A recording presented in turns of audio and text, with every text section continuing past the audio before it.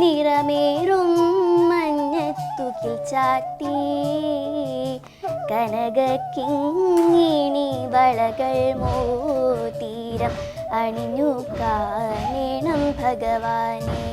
കേരളത്തിൻ്റെ കാർഷിക വർഷാരംഭ ദിനമായ വിഷുദിനത്തിലേക്ക് പ്രേക്ഷകർക്ക് സ്വാഗതം. ഇന്ന് വിഷുദിന വിശേഷങ്ങൾ പങ്കുവയ്ക്കാൻ നമ്മോടൊപ്പം മലയാളത്തിൻ്റെ ഒരു വിശിഷ്ട വ്യക്തിയുണ്ട്. മറ്റാരുമല്ല, നമ്മുടെ സ്വന്തം കാർഷിക മന്ത്രി പി പ്രസാദ്.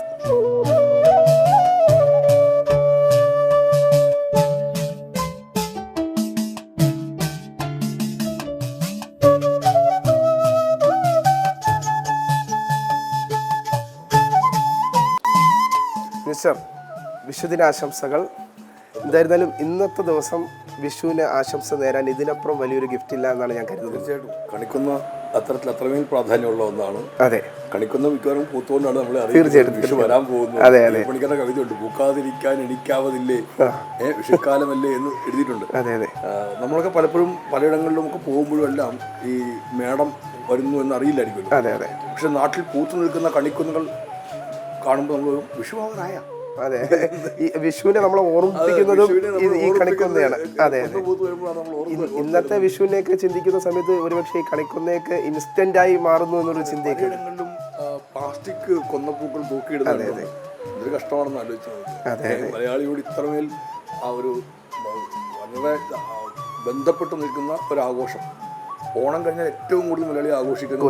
പക്ഷെ മലബാറുകാരാണെങ്കിൽ ഏറ്റവും കൂടുതൽ ആഘോഷിക്കുന്നത് വിഷുവിനാണ്. അതെ അതെ, പക്ഷെ പലയിടങ്ങളിലും പൂക്കൾ ഇങ്ങനെ കടകളിലൊക്കെ തൂക്കിയിട്ടിരിക്കുന്നപ്പോൾ ഇത് ഇങ്ങനത്തെ നേരത്തെ ഇങ്ങനെ ഇടണോ എന്ന് നോക്കി ഞാൻ തന്നെ ഒരു പൂവിൽ തൊട്ട് നോക്കുമ്പോൾ പ്ലാസ്റ്റിക് പൂക്കളാണ്. അതെ, ഇപ്പം പ്ലാസ്റ്റിക് ആണോ ഒറിജിനൽ ആണോ എന്ന് തിരിച്ചറിയാൻ കഴിയാത്ത ഒരു കാലഘട്ടത്തിലാണ്. പെർഫെക്ഷൻ ഉണ്ട്, പക്ഷെ ആ പെർഫെക്ഷൻ അല്ലല്ലോ. അതെ അതെ, നമുക്ക് എന്താണ് പ്ലാസ്റ്റിക് പൂക്കൾ, ഇതിൽ ജീവനുണ്ടല്ലേ? തീർച്ചയായിട്ടും പൂക്കുന്ന ഒരു ചെടി പൂക്കുന്നത് അതിന്റെ അടുത്ത തലമുറയ്ക്ക് വേണ്ടിയിട്ടാണ്. ഒരു പ്രജനനമാണ് ഇതിലൂടെ നടക്കുന്നത്. ഏറ്റവും പ്രധാനപ്പെട്ട ഈ പ്രജനനം എന്ന് പറയുമ്പോൾ കൃഷിയൊക്കെ ആയിട്ട് അടുത്ത ബന്ധം. തീർച്ചയായിട്ടും നമുക്ക് ഒരു ഉത്സവം തന്നെ ആണെങ്കിൽ നമുക്ക് വിഷുവിനെയും. അതെ, നമ്മുടെ ഒരു കാർഷിക വർഷാരംഭത്തിന്റെ തുടക്കമൊക്കെ ആണല്ലോ ഈ വിഷു. അപ്പോൾ ഈ വിഷുവിന്റെ ഇന്നത്തെ മന്ത്രിമന്ദിരത്തിലെ ഒരു വിഷു വിശേഷങ്ങളാണ് നമ്മൾ പ്രേക്ഷകർക്ക് മുന്നിലേക്ക് എത്തിക്കുന്നത്. നമുക്കന്ന് പുറത്തിറങ്ങി അതിനോടൊപ്പം നിലവിൽ മിനിസ്റ്റർ, എനിക്കൊരു കാര്യം ഫീൽ ചെയ്തത് ഈ മിനിസ്റ്ററുടെ ഈ വസതിയിലേക്ക് എത്തുന്ന സമയത്ത് എനിക്ക് തോന്നിയത് വലിയൊരു ഗുഡ് ഫീൽ എന്ന് പറഞ്ഞാൽ വിഷുവിൻ്റെ ഫീലിനപ്പുറം ഒരു കാർഷിക സമൃദ്ധി എനിക്കിവിടെ കാണാൻ സാധിച്ചു. കാരണം ഞാൻ മിനിസ്റ്റർ എത്തുന്നതിന് മുമ്പായിട്ട് ഈ വസതിയുടെ ചുറ്റൊക്കെ ഇങ്ങനെ നടന്നു നോക്കിയപ്പോൾ മൊത്തത്തിൽ കൃഷിയാണ്. എല്ലാ മേഖലയിലും എല്ലാ പോയിന്റിലും കൃഷി കാണാൻ സാധിച്ചിട്ടുണ്ട്. എന്താണ് ആ ഒരു കൃഷിയുമായിട്ടുള്ള ഒരു ബന്ധത്തിൻ്റെ അടിസ്ഥാനത്തിലാണോ താങ്കൾ കൃഷിമന്ത്രി എന്ന ഒരു ചുമതലയിലേക്ക് എത്തുന്നത്? മന്ത്രിയാകുക എന്നുള്ളത് അങ്ങനെ ആരും മുൻകൂട്ടി നമ്മൾ കരുതിയൊന്നുമല്ല. മത്സരിക്കും എന്നുപോലും ഞാനങ്ങനെ കരുതിയിരുന്നതല്ല നേരത്തെ. കാരണം ഞാനൊരു 27 കൊല്ലവും പ്രവർത്തിച്ചത് പത്തനംതിട്ടയിലെ പാർട്ടി രംഗത്താണ്. അവിടെ കമ്മ്യൂണിസ്റ്റ് പാർട്ടിക്ക് മത്സരിക്കാൻ സീറ്റ് കിട്ടുന്നത് തന്നെ വളരെ അടുത്ത കാലത്താണ്, അടൂർ മണ്ഡലം.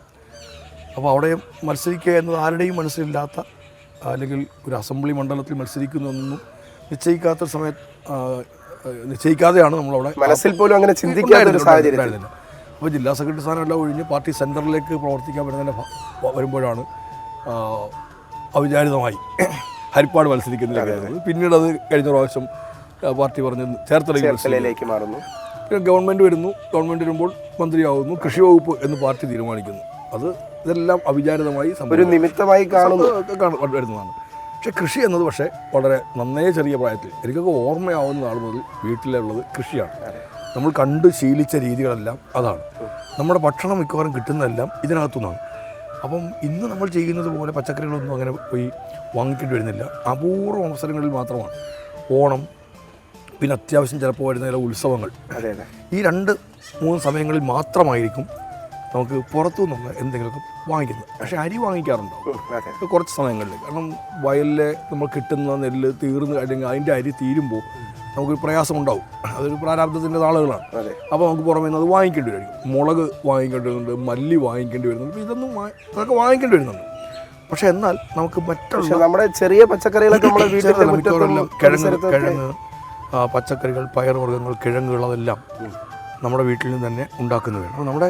അപ്പോൾ അതുകൊണ്ട് ഇതിനോടൊരു അടുപ്പമുണ്ടായിരുന്നു. വയലിൽ പോകാൻ ഭയങ്കര ഇഷ്ടമായിരുന്നു. ഈ ചെറിയ പ്രായത്തിൽ നമുക്ക് ഈ വെള്ളത്തിൽ കളിക്കാന്നൊക്കെ പറഞ്ഞാൽ ഭയങ്കര ഒരു സുഖമുണ്ടല്ലോ, ഇഷ്ടമാണല്ലോ. അപ്പോൾ അതുകൊണ്ട് തന്നെ ഈ വയലിൽ പോവുക, വയലിൽ കിടന്ന് ആ തോടുകളിൽ ഇറങ്ങുക ഒക്കെ ഭയങ്കര ഇഷ്ടമുള്ള ഇതായി വന്നത്. അപ്പോൾ അത് വളരെ ചെറിയ പ്രായത്തിൽ തന്നെ നമ്മൾ ഇതിനകത്ത് ബന്ധപ്പെട്ടിരുന്നു. വീട്ടിലുള്ളവരെ സഹായിക്കുക എന്നുള്ളൊരു ഉത്തരവാദിത്വമായിരുന്നു. അത് ചെയ്യണം, ചെയ്യാതെ പോയ കഥയില്ല. കാരണം നമുക്ക് വരുമാനത്തിനുള്ള ഏക മാർഗം അത് മാത്രമാണ്. അപ്പോൾ അങ്ങനെ നമുക്ക് കുറച്ചുകൂടി ഹൈസ്കൂൾ ക്ലാസ്സിലേക്ക് എത്തുമ്പോൾ കുറച്ചുകൂടി കൃഷിയോട് നമുക്ക് ഒരടുപ്പം ആ തരത്തിൽ വന്നു കഴിഞ്ഞാൽ പങ്കാളിയാവുകയാണ്. പിന്നെ കാലക്രമേണ വസ്തു പലതും പോയി, പിന്നെ നമുക്ക് മറ്റു ബുദ്ധിമുട്ടുകളെല്ലാം വരുന്നുണ്ട്. എങ്കിലും ഈ മനസ്സിൽ ഈ കൃഷി എന്നുള്ളത് ഒരു പ്രാധാന്യത്തോടെ കിടക്കുന്നുണ്ട്. അപ്പോൾ സാധ്യമാവുന്നിടത്തെല്ലാം നമുക്ക് അന്നും കൃഷിയെല്ലാം ചെയ്യുന്നുണ്ട്. പശു ഉണ്ടായിരുന്നു. അപ്പോൾ ഇതെല്ലാം നോക്കി നടത്തേണ്ട ചുമതലകളിൽ ഒന്ന് എനിക്കും കൂടി ഉണ്ടായിരുന്നു. അപ്പോൾ ഇതുകൊണ്ടൊരു അടുപ്പം കൃഷിയുമായി ഇപ്പോഴും ഉണ്ട്, അന്നുകൊണ്ട് അത് പിന്നെയും ഇങ്ങനെ തുടർന്നുകൊണ്ടിരിക്കുകയാണ്. മന്ത്രിയാകുന്ന സമയം മുതൽ തന്നെ ഇങ്ങനെ തുടരുന്ന കാഴ്ച നമുക്കിവിടെ കാണാനും സാധിക്കുന്നുണ്ട്. ഒപ്പം തന്നെ ഈ വിഷുവിന്റെ വിശേഷങ്ങളിലേക്കൊക്കെ പോകുമ്പോൾ എൻ്റെയൊക്കെ കുട്ടിക്കാലത്ത് ഞാൻ വിഷു എന്ന് പറയുമ്പോൾ സ്കൂളിൽ നിന്ന് നേരെ വരുന്നു, ബാഗെടുത്ത് കട്ടിലേക്ക് എറിയുന്നു. പ്രത്യേകിച്ച് വിഷുവിന് പിറ്റേന്ന് രാവിലെ വിഷുവിന് കണി വെക്കാനുള്ള ആ കണി വിഭവങ്ങളൊക്കെ ഒരുക്കാനായിട്ട് ഓടെയാണ്. നമ്മൾ നാട്ടിൻപുറത്ത് ഇറങ്ങിയിട്ട് ആ ഒരു മേഖലയിൽ നോക്കുമ്പോൾ തന്നെ കൈതച്ചക്ക, ഒപ്പം തന്നെ മാങ്ങ, ആരെങ്കിലും പുരയിടത്തുനിന്ന് പറിക്കുന്നു. അങ്ങനെയൊക്കെയുള്ള ഓരോ ഓർമ്മകളുണ്ട്. അങ്ങനെ നോക്കുമ്പോൾ മിനിസ്റ്ററെ ഒരു ഓർമ്മ എന്തൊക്കെയാണ് വിഷുവിൻ്റെ പഴയകാല ഓർമ്മകൾ? എൻ്റെ ഒരു ബാല്യ കൗമാരകാലത്തെ വിഷു എന്ന് പറഞ്ഞാൽ സ്കൂൾ അടച്ചു. അപ്പോൾ എൻ്റെ ഒരു സ്വാതന്ത്ര്യത്തിൻ്റെ കൊടുമുടിയിൽ നമ്മളെത്തി. പഠിക്കുക പഠിക്കുക പഠിക്കുക എന്നുള്ളൊരു വർത്തമാനം പിന്നെ ഇല്ല. കളിക്കാൻ ഇത്രയും സമയമുള്ളൊരു സന്ദർഭം വേറെയില്ല. പിന്നെ നാട്ടിലിഷ്ടം പോലെ ഈ പറഞ്ഞ പോലെ മാങ്ങ, ചക്ക. ഞങ്ങൾക്ക് അന്ന് ഈ ആഞ്ഞിലിയുടെ ചക്ക ഉണ്ടായിരുന്നു. ഞങ്ങൾ നാട്ടിൽ ആഞ്ഞിലിക്ക അപ്പോൾ അതിൻ്റെ ചുള അത് നല്ലവണ്ണം ഇതിൻ്റെയൊക്കെ മുകളിൽ കയറാൻ പറ്റുന്ന ആൾക്കാർ കയറി ഞങ്ങൾ ചാക്കൊക്കെ പിടിച്ച് താഴെ നിൽക്കും. താഴെ മൊത്തം ഇട്ട് കഴിഞ്ഞാൽ മൊത്തം പോകാതിരിക്കാൻ വേണ്ടി അതിങ്ങനെ അതിൻ്റെ പുറമേക്കുള്ള തൊലി അല്ലെങ്കിൽ അത് മൊത്തം ഇളക്കി കഴിയുമ്പോൾ നമ്മുടെ മുന്തിരിങ്ങയുടെ കൊല പോലെ ഇതിങ്ങനെ കൈ കിട്ടും. കാണാനായിട്ട് ഇപ്പോഴും നല്ല നല്ല നല്ല നല്ല രസത്തിലായിരിക്കും. അതിങ്ങനെ അല്ലെങ്കിൽ എന്താ പറയുക, നല്ല പഴുത്ത് ചുവന്ന തുടുത്തിങ്ങനെ നിൽക്കും. അതിങ്ങനെ ഓരോന്നോരോന്നായി എടുത്തിങ്ങനെ കഴിക്കുക എന്ന് പറയുന്ന ഒരു ഭയങ്കര ഇതാണ്. അപ്പോൾ ഇതൊരെണ്ണം മൊത്തം ഒരെണ്ണം കിട്ടുക, അതിങ്ങനെ ചിലതൊക്കെ പഴുക്കാറായി വരുന്ന കിട്ടും. ഇങ്ങനെ ആ നാട്ടിലെല്ലാം ഇങ്ങനെ കറങ്ങി നടക്കുക എന്നുള്ളതൊരു ശീലമായിരുന്നു. ഇതെല്ലാം കിട്ടുന്ന സമയമാണല്ലോ ആ സമയം എന്ന് പറഞ്ഞാൽ. ആഞ്ഞിലിക്ക ഉണ്ടാവും, ചക്ക ഉണ്ടാവും, മാങ്ങ ഉണ്ടാവും, പിന്നെ ഇതെല്ലാം പിന്നെ പറങ്കിമാവെല്ലാം ഉണ്ടാവും. ധാരാളമായി എൻ്റെ നാട്ടിലുണ്ടായിരുന്നു. അതിൻ്റെ പഴം പിന്നെ പിഴിഞ്ഞ് അതിൻ്റെ ചാറ് കൂടി നോക്കുക. ഇങ്ങനൊരു വളരെ ലൈവായിരുന്നു നമ്മളെല്ലാം ഈ സ്കൂൾ കാലത്തെല്ലാം. പിന്നെ ഉള്ളത് വിഷുക്കൈനീട്ടമാണ്. വിഷുക്കൈനീട്ടവും വിഷുക്കണിയുമാണ്. വിഷുക്കൈനീട്ടം ഒരു ചെറിയ നാണയത്തൊട്ടായിരിക്കും. വിഷുവിന് പ്രത്യേകിച്ച് വിഷുക്കോടി എടുത്തു തരാനുള്ള പാങ്ങൊന്നും വീട്ടിലുണ്ടായിരുന്നില്ല. അപ്പോൾ അതുകൊണ്ട് അതിങ്ങനൊരു അത് ഓണത്തിന് മാത്രം കിട്ടുന്നൊരു ഇതാണ്. പുതിയൊരു ഷർട്ടും വല്ലതും കിട്ടുന്ന ഉടുപ്പും മറ്റും കിട്ടുന്നത് അതൊരു ഓണത്തിന് മാത്രം കിട്ടുന്ന ഒന്നായിരുന്നു. അല്ലാതെ വർഷത്തിലൊരിക്കൽ മാത്രമേ ഉള്ളൂ. അത് തന്നെ വലിയ പ്രയാസമായിരുന്നു. അതുകൊണ്ട് വിഷുവിന് എനിക്ക് ഒരിക്കലും അത് മുതിർന്നതിന് ശേഷം പിന്നെ ആരെങ്കിലും അങ്ങനെ തന്നിട്ടുള്ള അല്ലാതെ എൻ്റെ ഒരു ബാല്യ കൗമാര യൗവനത്തിൻ്റെ കാലത്തിലൊന്നും വിഷുവിന് എനിക്ക് ഇങ്ങനെ ഒരു വിഷുക്കോടി കിട്ടിയിട്ടില്ല. വിഷുക്കോടി നമ്മുടെ നാട്ടിലും അങ്ങനെ ആർക്കും പറഞ്ഞു കേട്ടിട്ടില്ല. കാരണം അതിനുള്ളൊരു രീതി ചുറ്റുവട്ടത്തെങ്ങും ആർക്കും ഇല്ല, അതിന് കഴിയുമായിരുന്നുമില്ല. അപ്പോൾ അത് എൻ്റെ മാത്രമല്ല, എല്ലാവരുടെയും രീതി. അതുകൊണ്ട് വിഷുക്കോടി എന്നുള്ളത് നമ്മൾ പിന്നീട് കാണുമ്പോഴൊക്കെയാണ് വിഷുക്കോടി ഉണ്ടെന്നൊക്കെ മനസ്സിലാകുന്നത്. പക്ഷേ വിഷുക്കൈ നീട്ടം ഒരു നാണയത്തൊട്ട് കൈ കിട്ടും. അത് ഉണ്ടാക്കിയെടുക്കാൻ വേണ്ടിയിട്ട് അന്ന ദിവസം നാണയം അമ്മ ഇങ്ങനെ നേരത്തെ കരുതി വെച്ചിരിക്കും. ഇത് വിഷുവിന് കൊടുക്കാൻ വേണ്ടി ഉള്ളതാണ് എന്നുള്ള കാര്യത്തിൽ ഇങ്ങനെ ഇരിക്കും. അപ്പോൾ നമുക്ക് കൈ കിട്ടുന്നതെല്ലാം നമ്മളൊരു വൈകുന്നേരം ആകുമ്പോഴേക്കും അമ്മയെ തിരിച്ച് ഏൽപ്പിക്കുകയും ചെയ്യും. ഇതെല്ലാം അതല്ലാതെ നമുക്ക് പറയാം. അതുകൊണ്ട് ഇതൊന്നുമില്ല. ഒരു വിഷുക്കണി ഉണ്ടാവും. വിഷുക്കണി അമ്മ രാത്രിയിലെല്ലാം റെഡിയായി എല്ലാവരും ഉറങ്ങി കഴിയുമ്പോഴേക്കും അമ്മ ഏറെക്കുറെ ഇതെല്ലാം തയ്യാറാക്കി വെച്ച് അധിക വിഭവങ്ങളൊന്നും ഉണ്ടാവില്ല.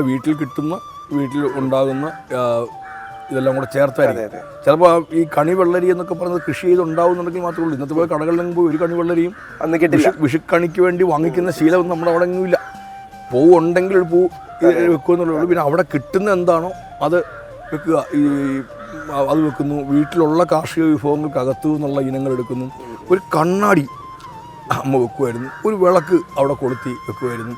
ഇതെല്ലാം വെച്ചിട്ട് അമ്മയുടെ കയ്യിലുള്ള എന്തെങ്കിലും ഒരു സ്വർണ്ണത്തിൻ്റെ എന്തെങ്കിലും ഉണ്ടെങ്കിൽ അത് ചിലപ്പോൾ അതിനകത്ത് വെക്കുമായിരുന്നു. ഇങ്ങനെയൊക്കെ വെച്ചിട്ടാണ് ഒരു കണി ഒരുക്കിക്കൊണ്ടിരുന്നതെല്ലാം.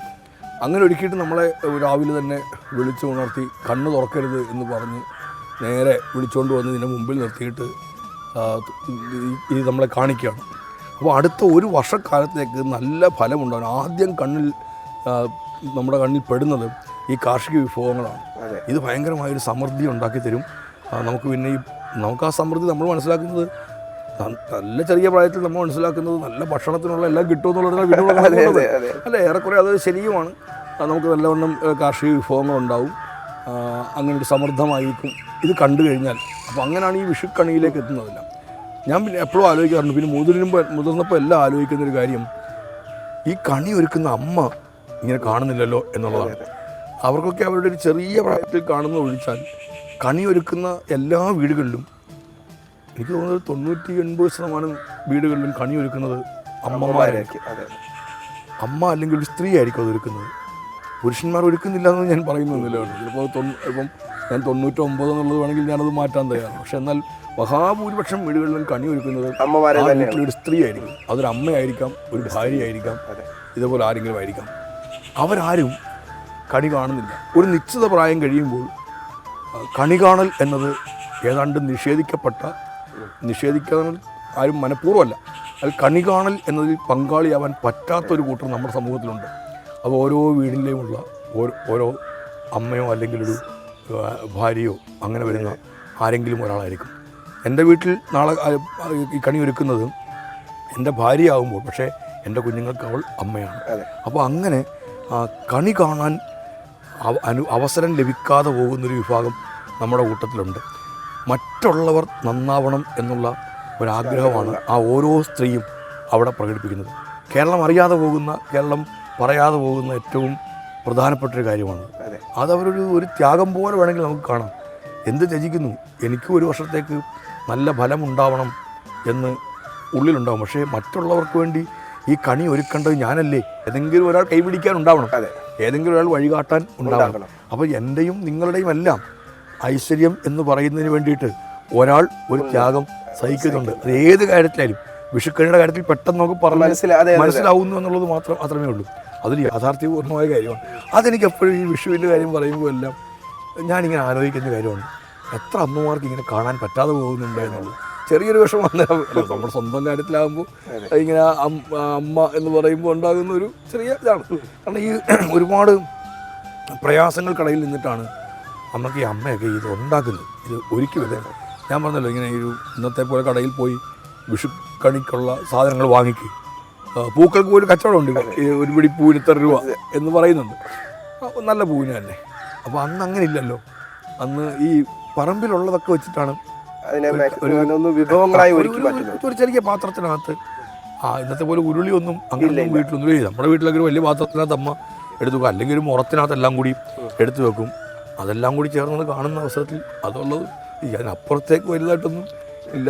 ഈ പറയുന്ന പോലെ മലയല്ലോ അല്ലെങ്കിൽ ഇതെല്ലാം പണയത്തിലാണെങ്കിൽ അതായത് അത് മുഖം ഉണ്ടാവും, സ്വർണ്ണമൊന്നും മുഖം ഉണ്ടാവില്ല. ഒരു ഗ്ലാസ്, ഒരു കണ്ണാടി, മുഖം നോക്കുന്ന കണ്ണാടിയാണ്, ഒരു ചെറിയ കണ്ണാടിക്ക് വലിയ പ്രാധാന്യമുള്ള കാലമായിരുന്നു അത്.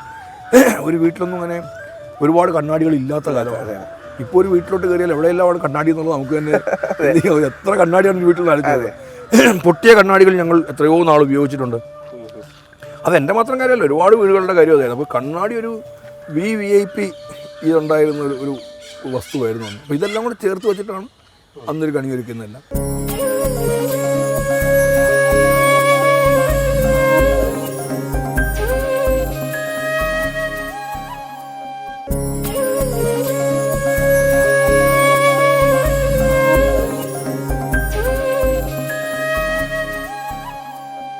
കൃഷിയുമായി ബന്ധപ്പെട്ട് പറയുമ്പോൾ ഇതിനകത്തൊരു പുതിയ കൃഷിയുടെ ആരംഭങ്ങൾ പലതും കുറിക്കുന്നത് അപ്പോഴാണ്. ഞാനിതെല്ലാം ഇപ്പോൾ വീണ്ടും അടുത്ത കൃഷിയുടെ ഘട്ടത്തിലേക്ക് എത്തുകയാണ്. ഇപ്പോൾ തന്നെ ഇത് മാറിയിട്ട് ഞാനിപ്പോൾ ആലോചിക്കുന്നത് ഇപ്പം കുറച്ചെല്ലാം ഈ ചീര പച്ച ചീരയാണോ? അല്ല, അത് ചീര ഒരു ചീരയായിരുന്നു, അതിൻ്റെ ഇത് കഴിഞ്ഞു. നമ്മളിനിയിപ്പോൾ ഇതിൻ്റെ ഇതങ്ങ് വിത്തെടുക്കാനായിട്ട് അങ്ങ് നിർത്തിയിരിക്കുകയാണ്. പിന്നെ കുറച്ച് നമുക്ക് കോളിഫ്ലവറിൻ്റെ ഇതുണ്ട്, അതെല്ലാം ഒരു റൗണ്ട് കഴിഞ്ഞതെല്ലാം ഒന്ന് മാറ്റിക്കൊണ്ട് ഇതിനിപ്പോൾ ഇത് കിട്ടും. ഇത് വരും. ആ കോളിഫ്ലവറിൻ്റെ തുടക്കമാണ് അല്ലേ?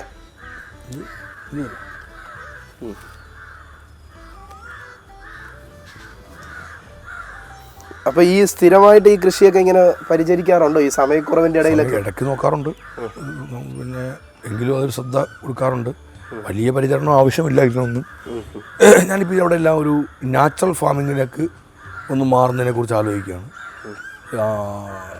വേറെ ഇത് ഓർഗാനിക് ഫാമിങ് തന്നെയാണ്.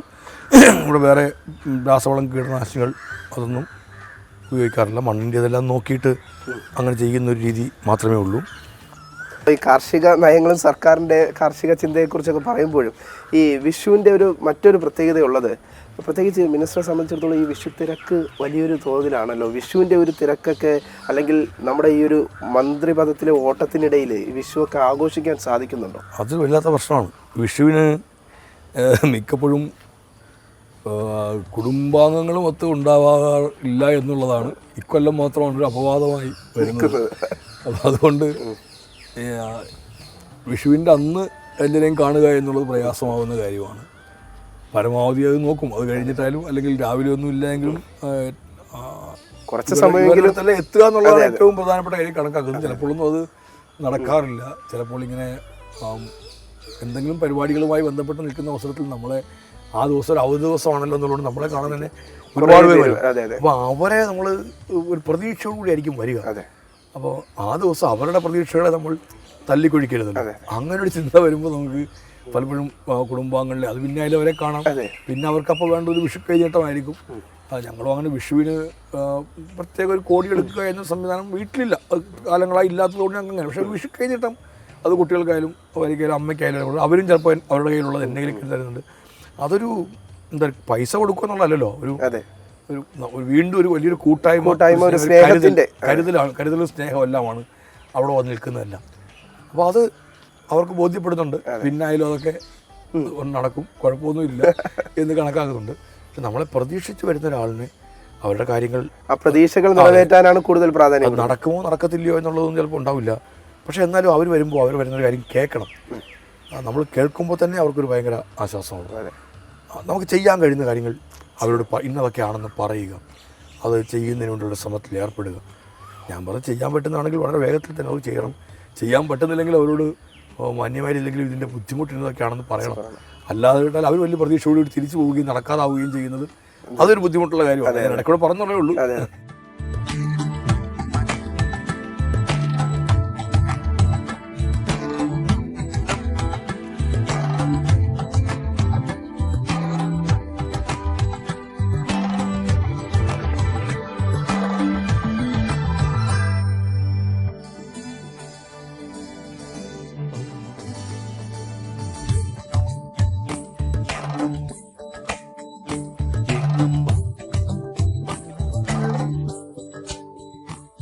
നമ്മളിങ്ങനെ നടന്ന് ഈ കൃഷിയിടത്തിലേക്ക് വന്നപ്പോൾ സ്വാഭാവികമായിട്ട് അങ്ങ് മുണ്ടൊക്കെ മടത്തുകൊടുത്ത് കർഷകനായിട്ട് അങ്ങ് മാറുക. അതങ്ങ് നടന്നു പോകും. ഉടനെ വന്നിട്ട് എനിക്ക് തോന്നുന്നു ഈ കൃഷിയൊക്കെ ഇങ്ങനെ പെട്ടെന്ന് അവിടെ നടന്നു വന്ന സമയത്ത് തന്നെ അതങ്ങ് ചെയ്യണം, ഇൻസ്റ്റന്റ് ആയിട്ട് അറിയാതെ അങ്ങ് ചെയ്യും പോലെയാണ് തോന്നുന്നത്. ഓർക്കാപ്പുറത്തങ്ങ് വന്നു പോകുന്നതാണ്. അതെ. ഈ ഒരു കൃഷിയൊക്കെ മേൽനോട്ടം നോക്കാറുണ്ടോ ഇപ്പോഴും? ഉണ്ട്. ഇതൊക്കെ ഒരു ലാസ്റ്റ് ഘട്ടത്തിലേക്ക് എത്തിയിട്ടുണ്ട്. നല്ല വിളവ് കിട്ടിയ വഴുതനയാണ്. ഞങ്ങൾക്ക് ഇവിടെ കറികൾക്ക് ആവശ്യമായി കിട്ടി. ചിലർക്കെല്ലാം ഞങ്ങൾ കൊടുക്കുകയും ചെയ്തു. ഇഷ്ടം പോലെ കിട്ടിയിട്ടുണ്ട്. ഇപ്പോൾ അതിൻ്റെ ഒരു ലാസ്റ്റ് ഘട്ടത്തിലേക്ക് എത്തിയത് മാറ്റിയിട്ടെല്ലാം നമുക്കൊരു ഒരാഴ്ചയ്ക്കും പുതിയ കൃഷി രീതികളിലേക്കെല്ലാം ഇവിടെ എല്ലാം മാറും. ഇതെല്ലാം അതിൻ്റെ ഒരു ലാസ്റ്റ് ഘട്ടം എത്തിയതിൻ്റെയാണ് ഈ കാണുന്നതെല്ലാം.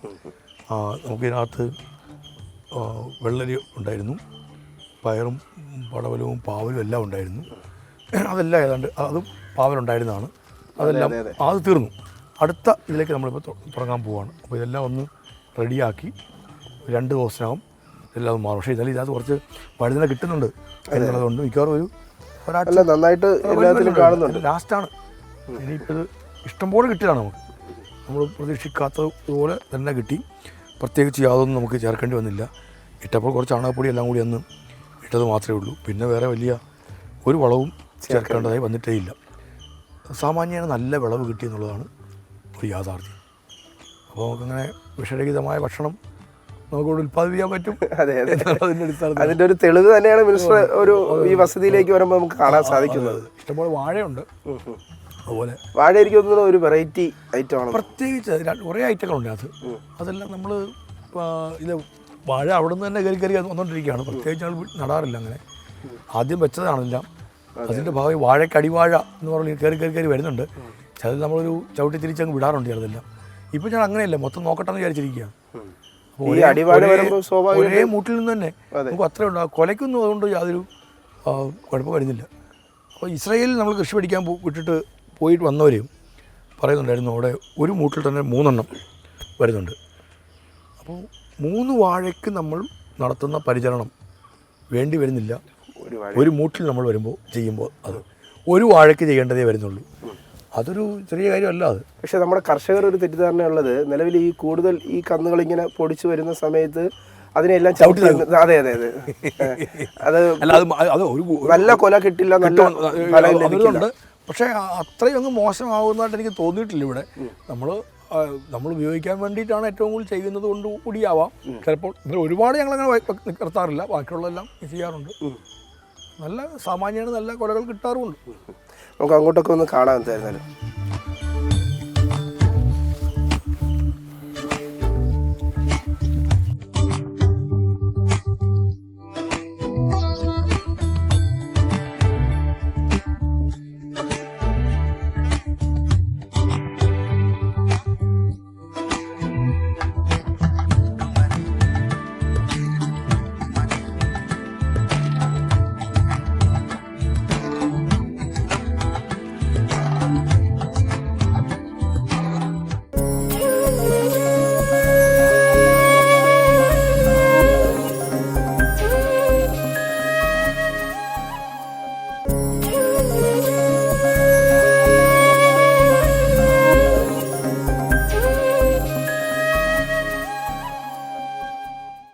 അപ്പോൾ ഈ വിഷുദിനത്തിൽ നല്ലൊരു ബ്രേക്ക്ഫാസ്റ്റൊക്കെ നമ്മുടെ ക്രൂവിന് വേണ്ടിയിട്ട് മിസ്റ്റർ ഒരുക്കിയിരിക്കുകയാണ്. അപ്പോൾ എന്തായിരുന്നാലും വിഷുവിൻ്റെ ഒരു ആഘോഷങ്ങളിലേക്കും ഇന്നത്തെ ഞങ്ങളുടെ ക്രൂവിൻ്റെ വിഷുയുടെ ആദ്യത്തെ തുടക്കത്തിലെ ഭക്ഷണം ബ്രേക്ക്ഫാസ്റ്റ് മിനിസ്റ്റർ വസതിയിൽ നിന്നൊക്കെ കിട്ടുന്നു. വളരെ സന്തോഷം. ഒപ്പം തന്നെ നമുക്ക് ഈ വിഷുവിലേക്കൊക്കെ കിടക്കുമ്പോൾ മിനിസ്റ്റർ നന്നായിട്ട് കവിത ചൊല്ലുന്ന ഒരാളെന്നൊക്കെയാണ് പറയുന്നത്. പക്ഷേ ഈ തിരക്കിനിടയിൽ അതുകൊണ്ടാണ് ഞാൻ ഈ ഭക്ഷണത്തിൻ്റെ മുന്നേ ഇരുത്തിയിട്ട് അങ്ങനെ ഒരു കവിതയൊക്കെ ചൊല്ലിക്കാനായിട്ടുള്ള ഒരു ശ്രമം നടത്തുന്നത്. നന്നായി കവിത ചൊല്ലും എന്നുള്ളത് ഒരിക്കലും പറയാൻ പാടുള്ള കാര്യമാണ്. ഒരു മൂളാത്ത ആരും ഇല്ല എന്നുള്ള കൂട്ടത്തിൽ മാത്രം. അല്ല അതല്ല ഞാൻ പറഞ്ഞത്, ഈ വിഷുവിൻ്റെ വരുമ്പോൾ നമുക്കൊരു ഓരോരുത്തരുടെയും കവിതകൾക്കകത്തെല്ലാം ഉണ്ട്. ഞാൻ പറഞ്ഞല്ലോ ONV ഉണ്ട്, വിഷുവിൻ്റെ വെച്ചിട്ട് ആലങ്കോടിൻ്റെ മനോഹരമായ കവിതയുണ്ട്. അയ്യപ്പണിക്കർ ഈ കണിക്കും നമ്മൾ കുത്തിക്കൊണ്ട് എനിക്കാവതില്ലേ പൂക്കാതിരിക്കാൻ, എനിക്കാവതില്ലേ കണിക്കൊന്നയല്ലേ, വിഷുക്കാലമല്ലേ പൂക്കാതിരിക്കാൻ, എനിക്കാവതില്ലേ വിഷുക്കാലമെത്തിക്കഴിഞ്ഞാൽ ഉറക്കത്തിൽ ഞാൻ ഞെട്ടിത്തരിക്കും, ഇരുൾ തൊപ്പി പൊക്കി പതുക്കെ പ്രഭാതം ചിരിക്കാൻ ശ്രമിക്കും, പുലർച്ച കുളിർകാറ്റ് വീശിപ്പറക്കും, വിയൽ പക്ഷി ശ്രദ്ധിച്ചു നോക്കും, ഞരമ്പിൻ്റെ ഉള്ളിൽ തിരക്കാണലുക്കിട്ട മേനിപ്പുളപ്പിന്നു എനിക്കാവതില്ലേ പൂക്കാതിരിക്കാൻ, എനിക്കാവതില്ലേ കണിക്കൊന്നയല്ലേ. വലിയ ഫീലില്ല. പക്ഷെ എന്നാലും ഈ വൈലോപ്പിളിയുടെ കണിക്കൊന്ന അല്ലെങ്കിൽ വിഷുക്കണി ഏറ്റവും പ്രധാനപ്പെട്ടൊരു കവിതയാണ്. പണ്ട് പഠിച്ചതാണ്, അല്ലെങ്കിൽ അത് മനസ്സിലാക്കാണ്. അതിങ്ങനെ വിഷു എന്ന് പറയുമ്പോൾ വരുന്നതൊന്ന് അതാണ്. പിന്നെ മറ്റൊന്ന് പൂക്കാതിരിക്കാൻ എനിക്കാവതില്ലേ വിഷുക്കാലമല്ലേ എന്ന് പറയുന്ന അയ്യപ്പണിക്കരുടെ കവിതയാണ്. ഈ കണിക്കൊന്ന പൂക്കാതിരിക്കാൻ പറ്റുന്നില്ലല്ലോ എന്ന് പറഞ്ഞാൽ വളരെ മനോഹരമായിട്ട് അത് അയ്യപ്പണിക്കൽ എഴുതിയിട്ടുണ്ട്. എങ്കിലും നമുക്ക് പിന്നെ ഈ ഇങ്ങനെ കുറേ കവിതകളുണ്ട്, ഒരുപാട് പേർ. ഏറ്റവും പുതിയ തരത്തിൽ പറഞ്ഞാൽ ആലങ്കോട് ലീലാകൃഷ്ണൻ വരെ ONV ഇതിനെ മലയാള കവിതയിൽ വിഷുവിനെ ചേർത്ത് വെക്കാത്ത ഒരു കവികളും ഇല്ലെന്ന് വേണമെങ്കിൽ പറയാൻ പറ്റും. അത് വൈലോപ്പള്ളി എഴുതുന്നതിനകത്ത് നമുക്ക് ഒരുപാട് നമ്മുടെ ഗൃഹാതുരത്വം നമുക്ക് ഫീൽ ചെയ്യും. നോക്കാം. അത് കൂട്ടുകാരോടും കൂടി പാഞ്ഞെത്തിപ്പെറുക്കുന്ന നാട്ടുപാമ്പഴങ്ങൾ തൻ ഭിന്നമാം സ്വാദും എന്ന് പറയുമ്പോൾ നമ്മൾ ഈ മാമ്പഴമൊക്കെ പറക്കാൻ പോയതിനെ നമുക്ക് നമ്മുടെ മനസ്സുകളിലേക്ക് എത്തും. കൂട്ടുകാരോടും കുറ്റി പാഞ്ഞെത്തിപ്പെറുക്കുന്ന നാട്ടുമാമ്പഴങ്ങൾ തൻ ഭിന്നമാം സ്വാദും, വയലിൻ കച്ചിപ്പുക മണവും, സ്വർഗത്തിലേക്കുയരും വെൺമുത്തപ്പത്താഴിതൻ ചഞ്ചാട്ടവും, കശുവണ്ടിതൻ കൊച്ചുകൊമാളിച്ചിരിയും, കൺമഷി ചിന്നിയ കുഞ്ഞിമണിതൻ മന്ദാക്ഷവും, കടലിൻ മാറത്തു നിന്നുയരും കാറ്റിൽ തെങ്ങിൻ മടലിൽ പച്ചോലകൾ കല്ലോലമിളക്കുമ്പോൾ, വെട്ടിയ കുളങ്ങൾ തൻ പഞ്ചാര മണൽ തിട്ടിൽ വെട്ടവും നിഴലും ചേർന്നിയലും നൃത്തങ്ങളും, ഞാൻ അനുഭവിക്കുകയാണ് ഓർമ്മയിൽ ചുടുവെയിലിൽ സാനന്ദം കളിചാർക്കും തോടർതൻ ഘോഷങ്ങളും തേക്കുകാരുടെ പാട്ടും അമ്മമാരുടെ നേരം പോക്കും ആ നാടൻ ചക്കിൻ സ്നിഗ്ധമാം നരക്കവും ഹാ വെളിച്ചത്തിനോവൻ മകളെ കണിക്കൊന്ന പൂവണിപ്പൊന്മേടമേ നല്ല നല്ല അധ്യായത്തിൻ്റെ ദേവതേ നല്ല നല്ല അധ്യായത്തിൻ്റെ ദേവതേ സുരോഷ്ണത്തെ തൂനിഴകളിൽ കേവലം തടവിൽ ചേർത്തുഗ്രവേനലിനെയും എൻ്റെ ഈ മലനാട്ടിൽ ഉത്സവക്കൊടിക്കീഴിൽ ചെണ്ട കൊട്ടിക്കും നിൻ്റെ ചാതുര്യമെന്തോതേണ്ടു. വൈലോപ്പള്ളി അതിമനോഹരമായിട്ടുണ്ട്. അതിനകത്തുള്ള മറ്റൊരു എന്നാലും ഏതു ദൂസര സങ്കല്പങ്ങളിൽ പിറന്നാലും ഏതു യന്ത്രവൽകൃത ലോകത്തിൽ പുലർന്നാലും മനസ്സിലുണ്ടാവട്ടെ ഗ്രാമത്തിൻ വെളിച്ചവും മണവും മമതയും ഇത്തിരിക്കൊന്നപ്പൂവും. ജനം ടിവിയുടെ എല്ലാ പ്രേക്ഷകരോടും എനിക്ക് പറയാനുള്ളത് ഇവിടെ എല്ലാം ആണെങ്കിൽ പോലും നമ്മുടെ എല്ലാം മനസ്സിൽ ആ ഗ്രാമത്തിൻ്റെ നാടിൻ്റെ ഇത്തിരി മണവും മമതയും കൊന്നപ്പൂവും ഉണ്ടാവട്ടെ എന്നാണ്.